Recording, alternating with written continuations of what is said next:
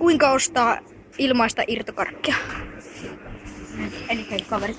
Eli ota kauha, valitse kevyimmät karkit, jotka on, nää on toisiksi Hedelmänaperot. toisiksi kevyimpiä karkkeja. Nää on 4, ota 4. 4 kannattaa ottaa, se on yleensä aika varma, 4 tai 3 menee.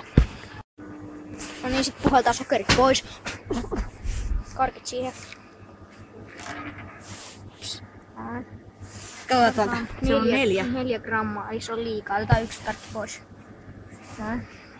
2 grammaa. Mut vois vielä koittaa tänne. Voisin, joo, kokeile.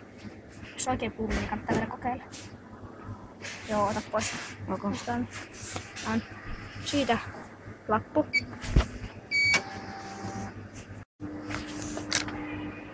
Kaksi senttiä näkyy siinä. No niin, sit kiinnitetään noin irtokarkit tohon kuittiin. Tohon ottaa rapuolelle. Joo. Niin. Riippuu vähän myyjästä, että antaako se ostaa ilmaiseksi.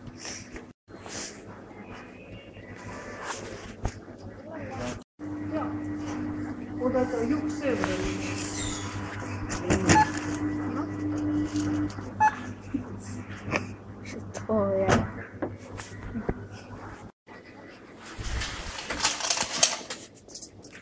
tällainen. Joo.